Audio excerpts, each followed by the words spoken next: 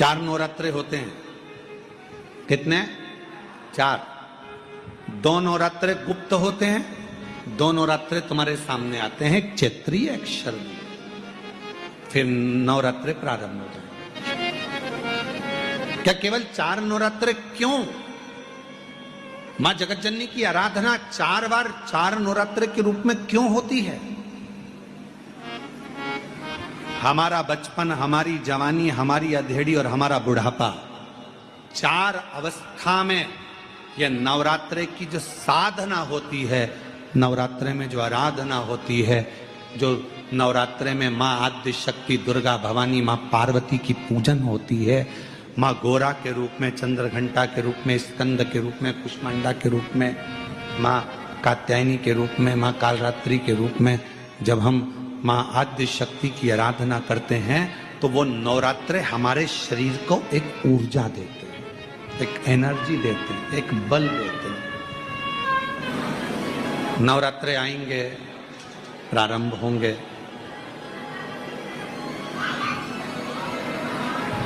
उस नवरात्रे में कहते हैं नवरात्रे जब बढ़कर आते हैं, 9 दिन से अगर 10वें दिन नवरात्रे बढ़ जाते हैं, नवरात्रे अगर एक दिन भी बढ़कर आते हैं, तो मां जगतजननी की आराधना करने वाले, साधना करने वाले भक्तों को जितना फल नवरात्रे का प्राप्त होता है वो 10 गुना फल नवरात्रे में प्राप्त होता है। अगर नवरात्रे एक दिन बढ़ जाए, शिव शक्ति की खूब आराधना करो, भगवान शंकर और पार्वती की खूब साधना करो, शिव पार्वती का भजन करो, शिव पार्वती का स्मरण करो, शिव पार्वती की भक्ति करो, मंत्र जाप करो, नाम जाप करो, कीर्तन करो, आराधना करो, साधना करो, वो फल देते हैं।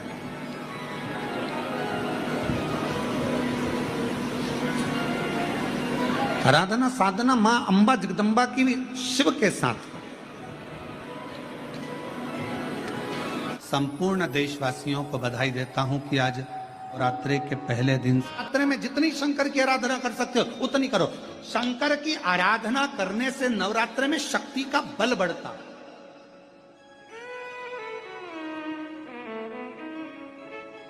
शक्ति का बल।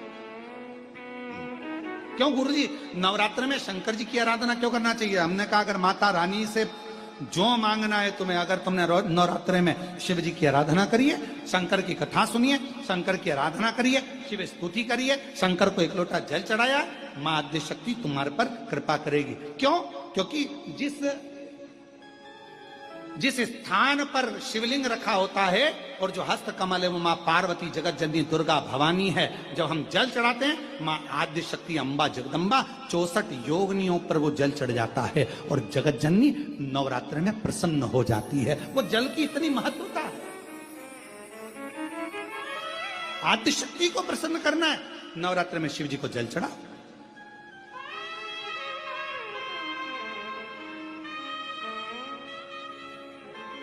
कोई बेटा बेटी है,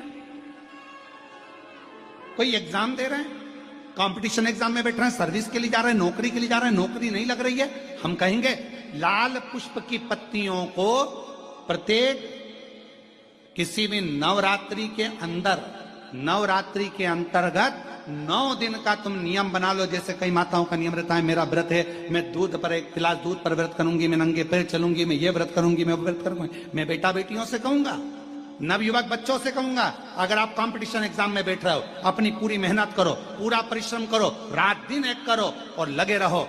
और 9 दिन तक नवरात्रि में 9 लाल फूल की 9 पंखड़ियां या 9 कोई भी चावल लाल कलर में कर कर, कुंकू में कर कर, अगर मां जगत जननी के मंदिर में नहीं जा सकते, मां भीड़ रहे, तो शिवलिंग की जो जलाधारी है, जहां पानी गोल घूमता है, इस जलाधारी पर कहीं पर भी नवरात्रे में 9 दिन तक या तो लाल फूल की पंखड़ी 9 या 9 चावल के दाने लाल कलर कर कुंकू में, लाल चंदन में उस स्थान पर चढ़ाना प्रारंभ करो। 9 दिन के बाद तुम्हें 15 दिन और निकलेंगे, उसके बाद तुम्हें खुद लगेगा कि तुम्हारी जॉब, तुम्हारी नौकरी तुम्हारा बाबा ने लगाया है। शक्ति का बल, परिश्रम जरूर करना, मेहनत जरूर करना, रात दिन पढ़ाई एक साथ करना और अपने परिश्रम को नहीं छोड़ना। मेहनत जरूर करो पर साथ में ये प्रयोग भी करो नवरात्रि का। देखो शिव और शक्ति का बल तुम्हें प्रसन्नता देता है कि नहीं देता। शिव शक्ति का बल हमें प्रसन्नता देता है कि नहीं देता।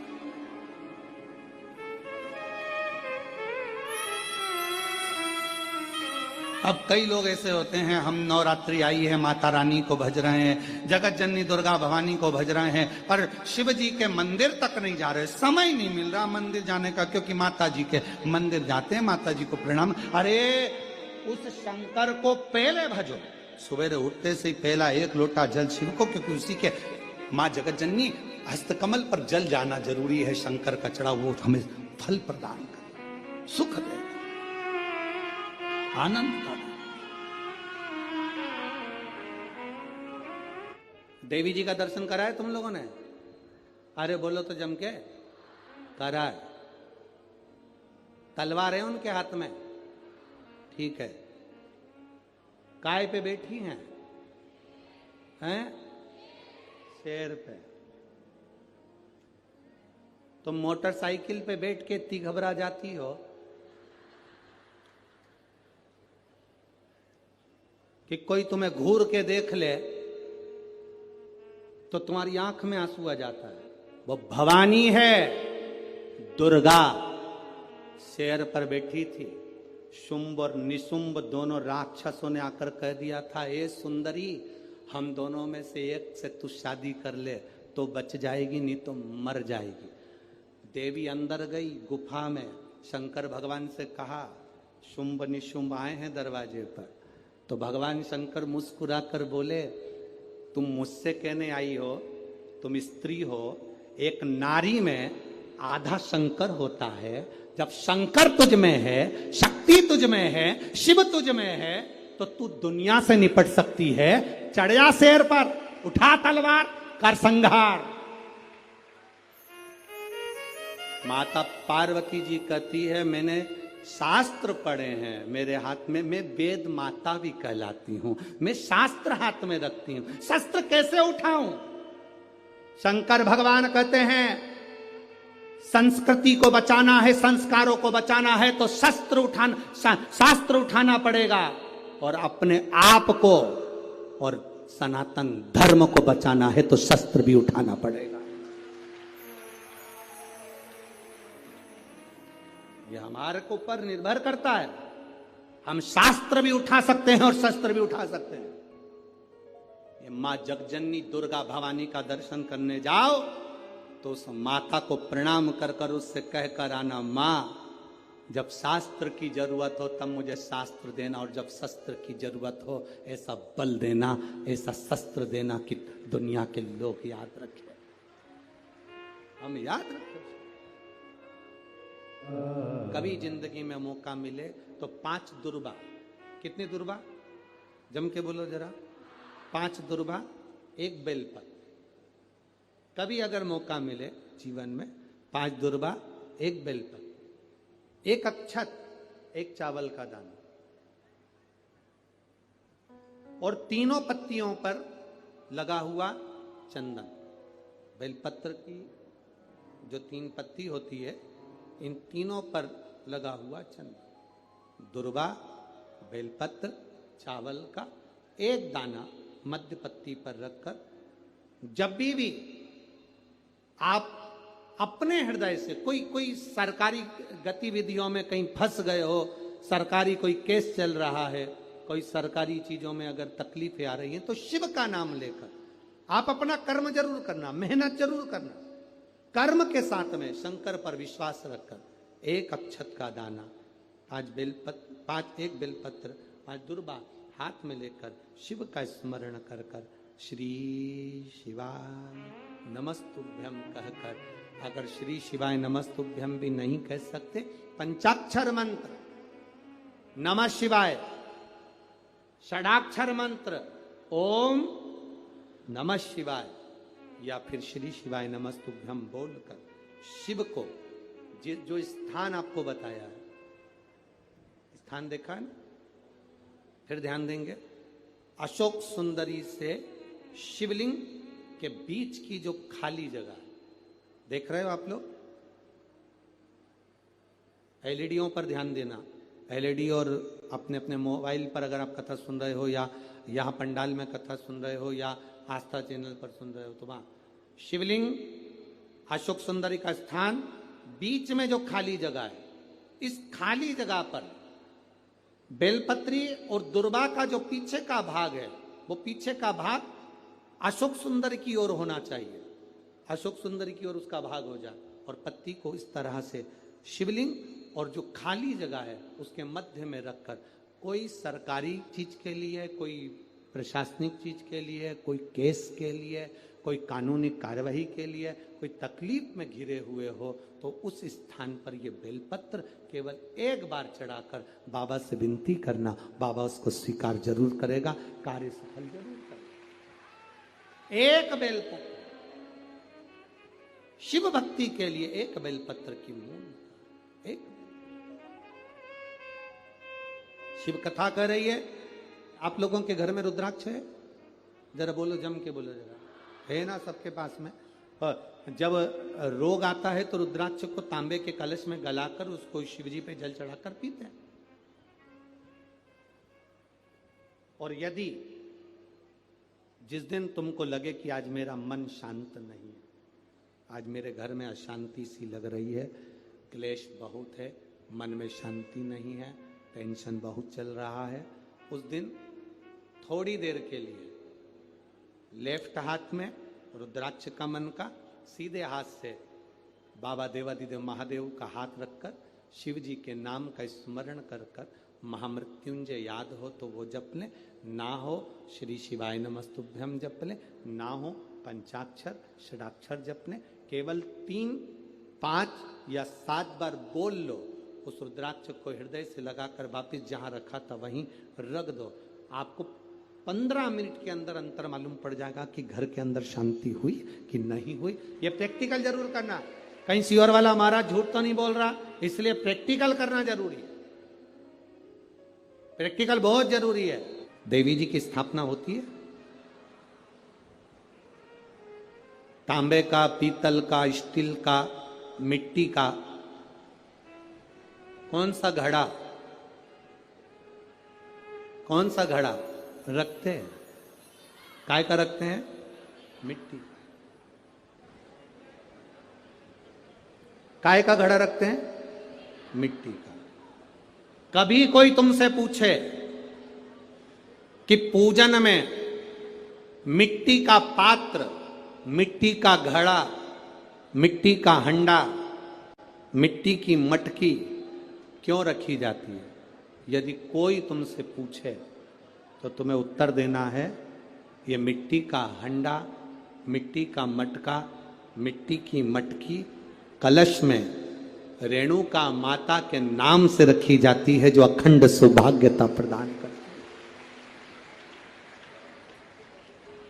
देवी कोई सी भी हो, तुम्हारी कुल देवी कोई सी भी हो, तुम किसी भी देवी के मंदिर में जाओ, किसी भी देवता के मंदिर में जाओ, कहीं पर भी स्थापना हो, कहीं पर भी विराजित हो, कोई भी हो, पर मिट्टी का जो मटका रखा है, मिट्टी का जो हंडा रखा है, मिट्टी का जो कलश रखा है, मिट्टी का जो भाव रखा गया है, मिट्टी का जो सुंदर कलश रखा गया है, वो जो रखा, वो रेणुका माता के नाम से, रेणुका, वो रेणुका माता के नाम से। महाराज, हमारे यहां नवरात्रे में जवारे बोए जाते हैं। आप लोगों को इधर बोते हैं कि नहीं बोते हैं मालूम नहीं, हम बोते हैं इधर। मट्टी के पात्र में जवारे बोए जाते हैं, कुंडी में जवारे बोए जाते हैं, मट्टी में गेहूं डालकर जवारा बोया जाता है। उस जवारे की मूलता क्या कहती है, उस जवारे की महत्वता क्या कहती है, क्यों बोए जाते हैं जवारे, उस जवारे की महत्वता क्या है? नवरात्रे में 9 दिन जवारे क्यों बोते हैं, उसको बोने का कारण क्या है? केवल कोई कहे कि हम ठाकुर जी को भजते हैं, भगवान कृष्ण को भजते हैं, कोई कहे हम तिरुपति बालाजी को, नारायण को भजते हैं, कोई कहता है कि हम हरि विट्ठल को पांडुरंगा को भजते हैं, हमारे यहाँ हाँ हम इनको भजते हैं तो जवारे नहीं बोते। ना ना, पुष्टि मार्गी है, ठाकुर जी की सेवा करने वाला है, उसके यहाँ भी ये 9 दिन जवारे बोए जाते हैं। रामानुज संप्रदाय से जुड़ा हुआ है, नारायण की पूजन कर रहा है, उसके घर में भी जवारे बोए जाते हैं। पांडुरंगा हरि विट्ठल की उपासना कर रहा है, उसके घर में भी जवारे बोए जाते हैं। जवारे का महत्व हमारे यहाँ शास्त्र कहता है। क्या महत्व है उसका, क्या फल है उसका? महाराज, जब देवी माता ने दुर्गा भवानी को पंचायत में बुलाया गया, शिव पंचायत में मां दुर्गा बैठी हुई है, और शिव पंचायत में जब दुर्गा भवानी बैठी, उपद्रवियों ने उपद्रव मचाया, अहंकारियों ने अहंकार मचाया, असुरों ने राक्षसों ने हाहाकार मचाना प्रारंभ करा। तब उस समय पर देवाधिदेव महादेव माता पार्वती को देखकर, दुर्गा भवानी को देखकर मुस्कुरा रहे थे। केवल शिव मुस्कुरा रहे हैं, पार्वती को देखकर, दुर्गा भवानी को देखकर, मां जगत जननी को देखकर केवल मुस्कुरा रहे हैं। तब देवता सूर्य नारायण ने भगवान शिव जी को देखकर हाथ जोड़कर प्रार्थना करी। भास्कर देव बोले, सूर्य नारायण बोले, बाबा मेरे मन के संशय को मिटा दीजिए। शिव जी ने पूछा क्या काम है, बोलो क्या चाहते हो? शंकर भगवान से सूर्य देव भास्कर देव कहते हैं, प्रभु आपके मुस्कुराने का कारण क्या? भारत की भूमि पर जितनी जगह पर भी आप लोग कथा सुन रहे हो, आस्था चैनल पर, फेसबुक, यूट्यूब पर जितने लोग कथा सुन रहे हो, बड़े ध्यान से सुनना कि जवारे क्यों बोए जाते हैं। नवरात्रि में जवारे की महत्वता क्यों होती है, क्यों बोया जाता है, मिट्टी में गेहूं डालकर क्यों उत्पन्न किया जाता है, उसकी महत्वता क्या है? सूर्य नारायण पूछ रहे हैं भगवान देवाधिदेव महादेव से, आप दुर्गा भवानी को देखकर मुस्कुराए, आप हंसे हैं, आपके चेहरे पर प्रसन्नता आई है, कारण क्या? और महाराज देवाधिदेव महादेव ने कहा, यहां भगवान विष्णु, गणेश जी, भास्कर देव, आप सब बैठे हो। असुरों ने आक्रमण कर दिया, असुरों ने आक्रमण करा है, और वह असुर आक्रमण कर दिए हैं तो वो असुर प्रवेश कर रहे हैं, उपद्रव मचाकर, हाहाकार कर कर नष्ट करने वाले हैं इस पूरी पृथ्वी को। तो फिर उसको बचाएगा कौन, कैसे बचेगा? शिव जी ने कहा चिंता मत करो। दुर्गा ने अपने केश का स्मरण किया, एक केश को माता पार्वती जी ने अपने हाथों से छुआ, छूते ही एक कुंड में सुंदर जवारे उत्पन्न हुए हैं। जब तक वो जवारे बड़े नहीं हो जाते, जब तक वो जवारे थोड़े प्रबल नहीं हो जाते, तब तक एक भी असुर प्रवेश नहीं कर सकता, हाहाकार नहीं मचा सकता और अंदर आ नहीं सकता। शिव महापुराण की कथा कहती है, जवारे जिसके यहाँ बोए जाते हैं, जवारे का, आप लोग कहते हैं कहीं पर देवी जी बैठी हैं, किसी के यहाँ मिट्टी की मूर्ति आई, 21 फीट की, 41 फीट की, 15 फीट की, 10 फीट की, 25 फीट की देवी जी की प्रतिमा स्थापना हुई। लोग कहते हैं हम देवी जी का दर्शन करने जा रहे हैं, दुर्गा जी का दर्शन करने जा रहे हैं। शिव महापुराण की कथा कहती है वो दुर्गा जी का दर्शन नहीं, देवी का दर्शन नहीं। नवरात्रे में जहां जवारे बोए जाते हैं वहां मात्र आप पांव रखते हैं तो अपने घर में से क्लेश दूर हट जाता है, अहंकार दूर हट जाता है, अभिमतता दूर हट जाती है, तकलीफें दूर हट जाती है। जिसके घर में जवारे बोए जाते हैं वहां से अहंकार, काम, लोभ, आसक्ति, वासना, तृष्णा और दुख, तकलीफें दूर हट जाती है। तो जवारे का मूल का तत्व आनंद, सुख। महाराज उसको समझने वाला समझ सकता। रेणुका घड़ा बनाकर शिव जी का स्पर्श कर रही है, केवल स्पर्श, मट्टी के पात्र में बला जाता है स्पर्श मात्र। सहज नहीं है शिव, उसकी भक्ति बड़ी प्रबल है, क्योंकि उसके मस्तक पर गंगा विराजमान है और वो साधारण कृपा करने वाला नहीं, दुनिया को अमृत देने वाला है। शिव अमृत प्रदान करने वाला। अरे भाई, शिव महापुराण की कथा कहती है, जैसे किसी के यहां कोई मर जाता है तो पूरे परिवार में सूतक लग जाती है। बोलो री जी जी सही है कि गलत है? अरे बोलो तो जम के, लगती है ना। परिवार में कोई मर गया, पूरे परिवार को सूतक लग जाती है। जैसे मरने की सूतक पूरे परिवार में लगती है, उसी तरह परिवार का एक व्यक्ति भी अगर शंकर की कथा सुनता है तो पूरे परिवार को पुण्य लग जाता है। पूरे परिवार, एक व्यक्ति भी अगर कथा श्रवण कर रहा है, परिवार का एक कोई मरता है तो पूरे परिवार में सूतक लगती है। उसी तरह हम कोई अच्छा काम करते हैं, शिव जी को एक लोटा जल चढ़ाते हैं, कथा श्रवण करते हैं, भूखे को भोजन, प्यासे को पानी पिलाते हैं, तो उसका जो पुण्य का जो फल है वो किसी एक को नहीं, घर का एक व्यक्ति करता है और पूरे खानदान को उसका पुण्य फल प्राप्त हो जाता है। तो नवरात्र आता है जो आज से प्रारंभ हुआ है, कहते हैं अगर कोई स्थिर होकर एकांत में बैठकर भगवान शंकर के नाम का मात्र संबोधन श्रवण कर लेता है, सुन ले, गुनगुना ले, शिव को याद कर ले, तो कहते हैं शिव और शक्ति की दोनों की कृपा उसके ऊपर बनी ही रहती है। और फिर निवेदन करेंगे, आज से नवरात्रे प्रारंभ हुए हैं, 9 दिन तक अगर आपको ऐसा लगता है कि शिवजी आप बाबा मेरी नहीं सुन रहा, बहुत संघर्ष का जीवन चल रहा है, बहुत परेशानी का जीवन चल रहा है, बहुत कष्ट का जीवन चल रहा है और कोई मंजिल, कोई राह, कोई मार्ग दिख ही नहीं रहा,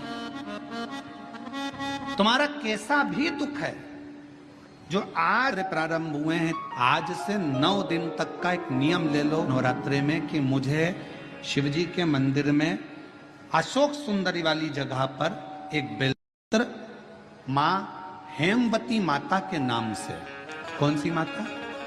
हेमवती, मां हेमवती के नाम से एक बेलपत्र अशोक सुंदरी वाली जगह पर समर्पित करूंगी। 9 दिन का एक नियम धारण करो और 12वें या 15वें दिन आप देखिए आपका जो दुख है मेरा बाबा उसको काट कर ही रहा।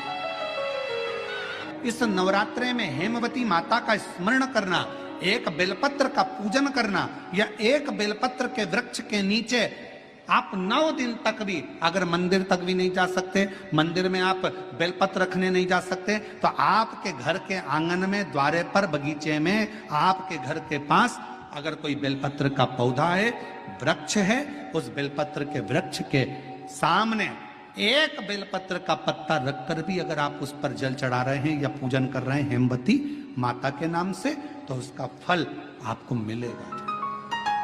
और मान लो बेलपत्र का वृक्ष भी नहीं है, हम मंदिर भी नहीं जा सकते, हम कहीं नहीं जा सकते, घर से बाहर कैसे निकलें, पानी तेज है, जलवृष्टि हो रही है, बहुत सा पानी है, तो क्या करें?